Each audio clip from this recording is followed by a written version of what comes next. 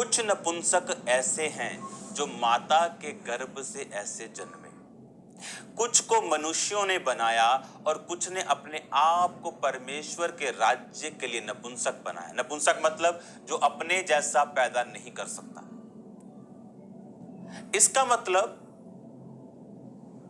परमेश्वर ने कहा कुछ ने अपने आप को ऐसा बना लिया। अगर आप बाइबल खोलें और उसे स्पिरिचुअल आईज से पढ़ें और फुल बाइबल को एनालाइज करें, जितने real anointed man and women of God थे, अगर आप उनको पकड़ें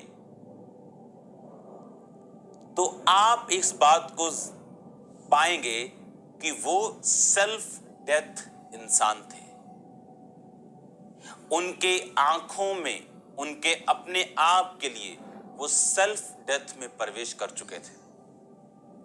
और ये एक ऐसा प्रोसीजर है जो बिल्कुल भी आसान नहीं, और 99% मसीही इसमें क्विट कर जाते हैं और एक न्यूट्रल लाइफ जीते हैं, जो सिर्फ चर्च आना और जाना, हद टाइथ देना, लेकिन बिना अनॉइंटिंग और पाप के साथ अपनी जिंदगियों में चलना। ये आज मसीहियों की हालत है।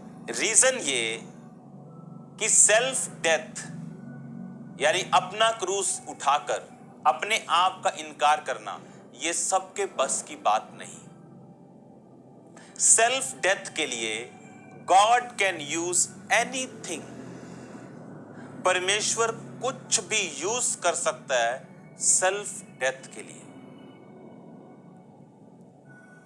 आपको उस अनॉइंटिंग में प्रवेश करवाने के लिए वो कई तरह के दुखों को इस्तेमाल कर सकता है आपको उस सेल्फ डेथ में लेके जाने के लिए।